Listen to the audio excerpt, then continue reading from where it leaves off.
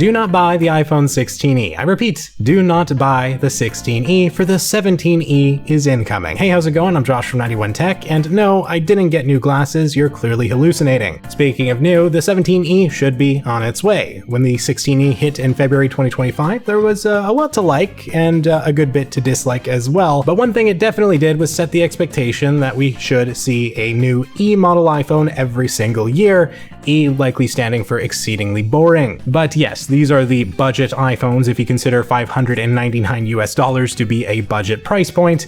At least it's about as close as Apple seems to be willing to give us. Today I want to talk about where the 16e currently stands within Apple's lineup, at least briefly. I did do an iPhone buying guide that'll link in the description below if you want to see more of my thoughts on the iPhone lineup right now. But mostly I want to talk about the rumors and expectations surrounding the upcoming iPhone 17e and what it should bring to the table. Obviously a lot of this is going to be speculation on my part, as well as rumors and leaks that you kind of have to take with a grain of salt, but I think we do have probably a pretty good idea of what this phone is going to entail. Ultimately, if you're the kind of user who would want a phone like the 16e, definitely wait for the 17e because it could be coming as soon as February and maybe as late as something like May 2026. There's been quite a few big name analysts that have said the 17e is in fact coming. I would say it's probably the most obvious prediction ever to make. I mean, they called it the 16e when they could have called it the SE again. The assumption is they're going to make a new one every single year. There'll probably be an 18e and a 19e and so on and so forth. So first off, let's get reacquainted with the 16e itself and what it brought to the table. We have Apple's A18 chipset and 8 GB of RAM so that it can run Apple Intelligence, Apple's C1 modem, and fairly impressive battery life, 26 hours of video playback, more than the iPhone 16, which is still more expensive than the 16e by the way. And we had a straightforward build with the iPhone 14's 6.1-inch notched display and a single 48 megapixel camera lens on the back. Don't be fooled by the megapixel count like I was originally when this phone was launching, by the way. The sensor is quite small, smaller than that of something like the iPhone 15, and so while you do have the 1x and 2x zoom, the actual quality is going to be lower than Apple's better iPhones. This is something that probably won't change with the 17e, by the way, which is quite disappointing. We do lack the camera control button as well as MagSafe, which was a really strange decision, and we're going to touch on that a bit in regards to the 17e, but beyond that, there's obviously no dynamic island, there's no ProMotion, but of course we do have the most useful feature ever in the action button on the 16e, so clearly it's an S-tier iPhone. I mean, let's be real here. I joke around a bit, but at $600, the 16e was that a fruit fly? I joke around a bit, but at $600, the 16e was better value than the iPhone 16 at $800, at least in my opinion at the time, and I still maintain that. The 16 now is, of course, only $700, the 16 plus $800, but it's the iPhone 17 that basically everybody and their mothers should buy at $800. It has like the same ProMotion display as the Pro iPhones, as the iPhone Air, dual 48 megapixel cameras on the back that are fantastic, really good battery life. It just is like the perfect all-round package. Plus it has 256 gigabytes versus the iPhone 16 with 128. Like seriously, $700 16 with 128 gigs, far superior. 17, $800, 256 gigs. Who would buy the iPhone 16 right now? It makes no sense at that price point. So clearly right now the iPhone 17 is far better value than the 16e, as well as the 16. Even if it does cost like approximately 33% more than the 16e, I'm not going to pretend $200 isn't a lot of money, especially potentially in different countries where iPhones can cost ludicrous amounts, but I strongly believe that even with that, it's worth the increase in dollars spent just to get the 17. Like, man, it is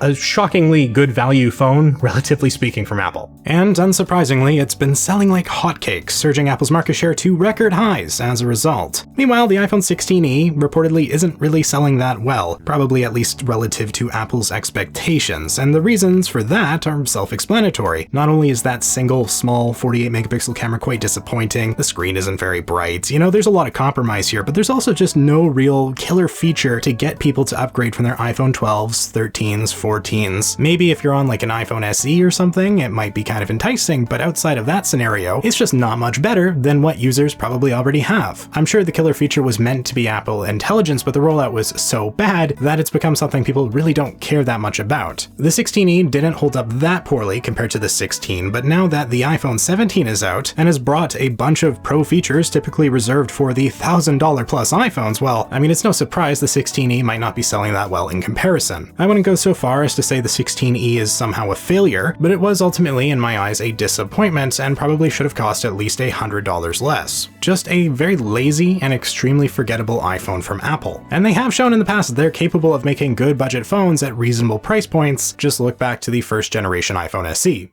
Now, where things sort of might get interesting, but also might not, is with the iPhone 17e coming in 2026. We're going to talk about what I, somebody who's far too engrossed in iPhone history and culture, expect from this phone. A lot of this comes from various rumors I've seen online, and rumors are just rumors, right? We never really know what's going to come. The 16e I didn't think would be called the 16e. I thought it would just be the iPhone SE again, the SE4 or whatever. But again, it being called the 16e is a very good thing because it implies this will be a yearly upgrade. And they're not just going to let it rot like they did with the third generation SE. I'm looking at that stupid fruit fly again.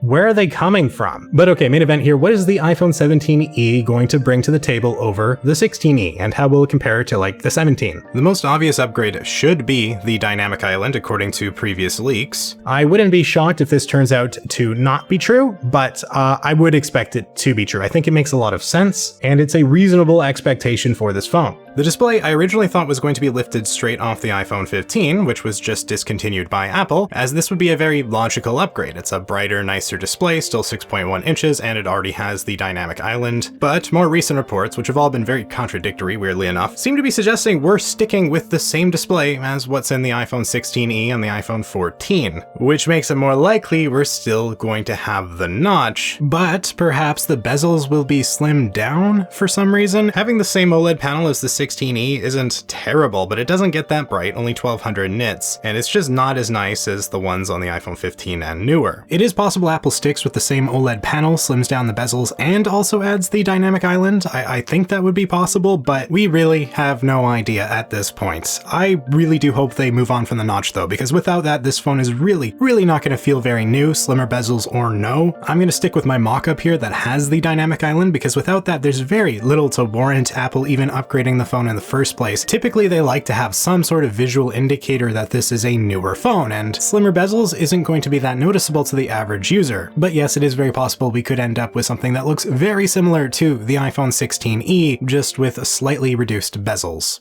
So otherwise, the design will probably stay the exact same as the current 16e. We're still going to have a 48 megapixel camera lens on the back, which can crop into 12 megapixels for a 2x optical zoom. I'm hoping for the 48 megapixel sensor off the iPhone 15 this time around, rather than the inferior, smaller sensor on the 16e, but I'm skeptical Apple will actually bother adding this, simply because why would they? They can market it as 48 megapixels, and for the people buying this phone, they're probably not going to know the difference. Personally, I don't think we'll see the new selfie camera. It's possible, but I doubt it. It seems like a feature Apple would want to keep on their higher tier iPhones to get you to spend a little bit more. Plus, reuse the old parts they've been producing for years now. That's kind of the point of these SE models, these budget phones generally, is Apple can reuse old parts. The display off the iPhone 15 or 14 or whatever, the production assembly lines are already in place, and thus they can sell them for cheaper. We should also see the A19 chipset, which will probably be a slightly worse version than the A19 in the iPhone 17. Like maybe it'll have one less GPU core, just like the A18 and the 16e versus the 16. These are negligible differences that won't really amount to any real life performance impact, likely, or at least very little. And all those Apple Intelligence features that no one seems to use will of course be on the 17e. So past the A19 chip and the dynamic island, rumors are kind of scarce from what I've seen. It's hard to tell what this phone's going to bring to the table. I'm just not finding a lot of good sources.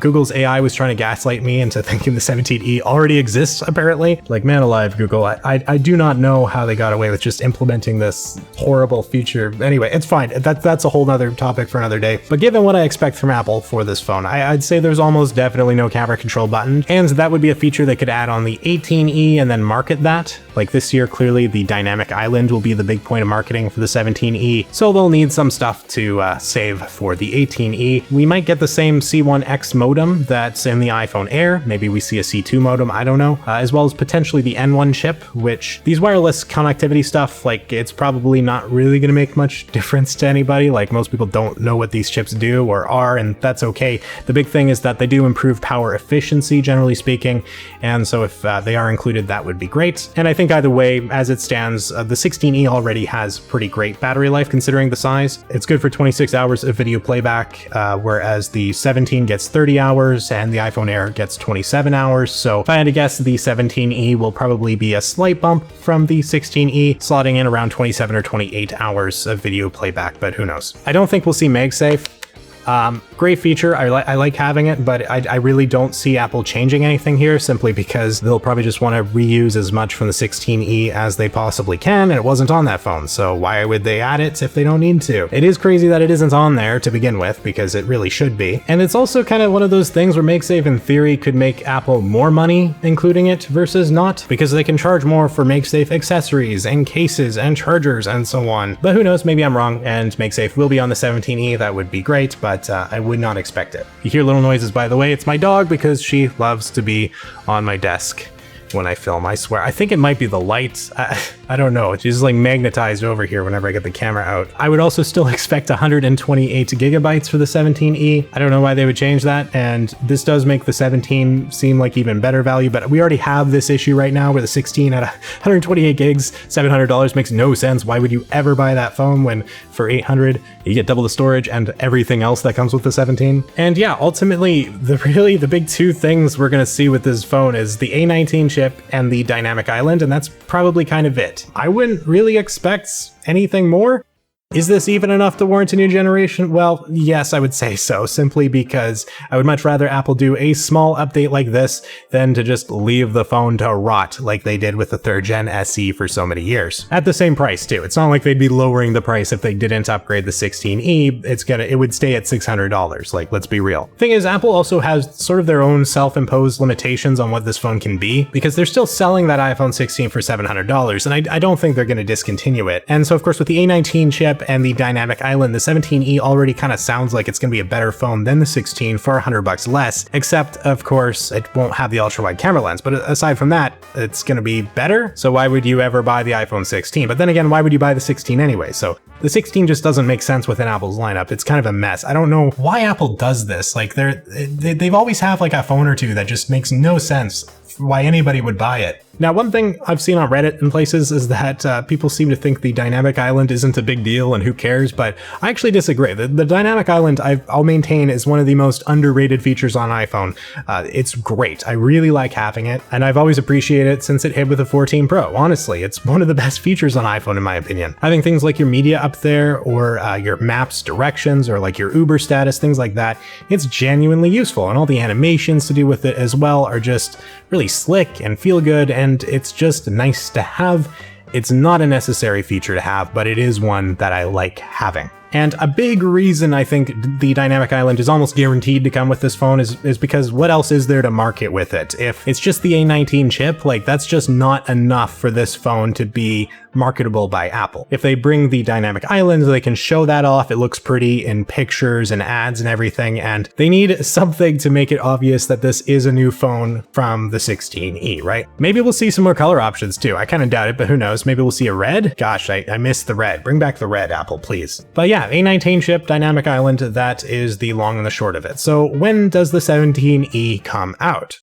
February for the release date does make sense given that the 16E came out February 2025. But when it comes to Apple's mid-cycle upgrades, historically they've been all over the place. Sometimes they're in March, sometimes they're in April. I'm referring mostly to the SE, of course, but again, the 16E came in February, which was earlier than I expected. So I would give this phone a range from anywhere from February to May 2026. I'm gonna guess February, but it could be a little later, sometime in the spring, I don't know. I do think the price is gonna stay the same, $599 US. I think that it makes sense at that price point, $200 cheaper than the iPhone 17. You get basically the same specs, but a much lower quality display, like no promotion and everything, as well as no ultra wide camera lens. Those are the two big things. Now, I would still always choose the $800 iPhone 17 over that phone because I love ProMotion, but a lot of people aren't going to care about that. So save some money, get the 17E, why not? And of course, the 17E will be better than the 16E. So it being $600, considering the 16E currently costs that, but it's going to be better value than the 16e is right now because, of course, it's a better phone. But here's an interesting question. What if Apple kept the iPhone 16e? I don't think they'll do this, but what if they did keep it and lowered the price by like $100? How awesome would it be if Apple had a $500 phone again? I think the 16e at $500 would be a very popular device. I'm not going to say that it would be the best value or anything, but I do think it would be very popular. And having more variety, a wider range in price points, I think is always a good thing. I really don't like $600 being Apple's cheapest phone because it's not cheap. It's not really a budget price point at all. And the SE 3rd generation, as flawed as that phone was, and my goodness was it ever flawed, it's one of the worst iPhones I think Apple has ever made, it was $429. So,